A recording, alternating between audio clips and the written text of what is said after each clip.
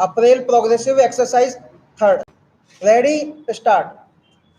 That does not mean that I dislike language being a very important matter in our administration or education or culture.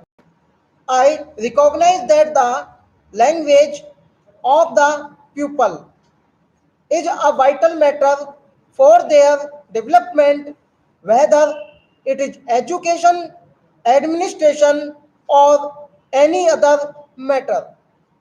But there is a distinction between developing the language to the fullest extent and this passion for building up a wall around a linguistic area and calling it a border.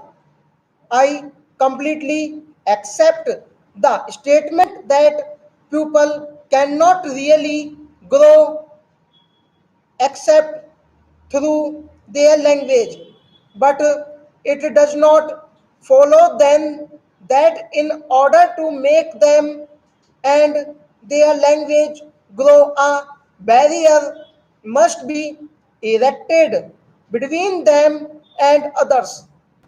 The various language areas in India represent the development of history through the ages, but drawing a hard and fast line between two areas is, I think, carrying it too far. As a matter of fact, it just does not matter where you draw your line. If you judge a border purely from the linguistic point of view, you will be going against the wishes of many people. Invariably, there are bilingual areas. As long as you cannot prevent people of one state from going to another, there will always be bilingual areas. Are you going to stop contrary to the dictates of the constitution, the movement of workers, or of other people from one state to another? You cannot, therefore, whatever fixed line you may draw, pupil on one side may be attracted to the other and move there and thus change the linguistic composition of the state or of the border area. Are we going to sit down every few years and say the language ratio of this particular tehsil or taluka has changed and therefore it should be taken out of this state and put into another? You must realize that while there are clearly marked linguistic regions, there are also bilingual areas and even triangle triangle areas between two such regions, and wherever you may draw your line, you do justice to one group and injustice to another. From the language point of view, good reason, good logic, and good argument can be found for each side of every case. This is the difficulty. If there was logic only on one side, we could decide easily, but there is logic on both sides, and the two logics conflicts and the same to be balanced. You may balance them and say that one argument is stronger than the other. But generally, if the case of one side appears better, the case of the other side seems pretty good too. Maps and consensus figures have become the fashion now.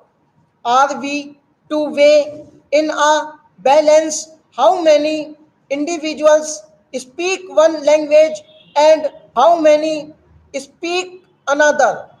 It will lead to all kinds of fantastic situations. I submit that we must consider this matter separately from the question of language. Of course, all the great languages of India which are mentioned in the constitution have to be developed. I would go a step further and say that even those in the northeast frontier area and elsewhere ought to be developed. Further, the development of one language should not be and cannot be at the expense of the other. I am convinced that the development of any one of the great languages of India helps the development of the other languages.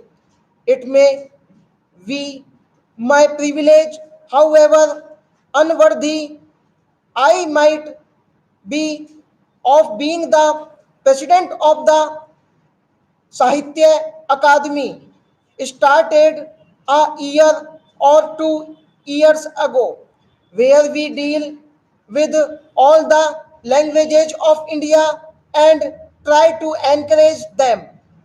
The more we discuss these matters, the more we see that encouragement, development, and growth of one language result in advantage of the other Indian languages also.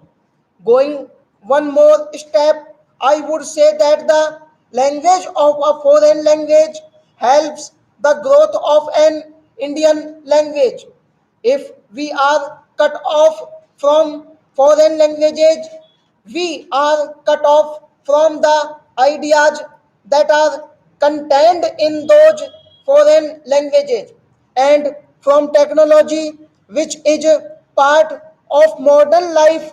Therefore, let us not think of excluding a language. Quite frankly, I do not understand the way some people are afraid of the Urdu language. I am proud to speak Urdu and I hope to continue to speak Urdu. I just do not understand why in any state of India people should consider Urdu a foreign language become or something which invades their own damage domains. Urdu is a language mentioned in our constitution. I object to any narrow mindedness in regard to Urdu. It is no use dragging philology into these language controversies. Take the Punjabi language. We have heard learned arguments about the origin of Punjabi and the Gurumukhi script and how far it is connected with Hindi and so on, as if the source was of paramount significance. What matters is what people do today. Let scholars go into the past of Gurumukhi and Hindi. If people in the Punjab or elsewhere wish to use it, let them use. Stop.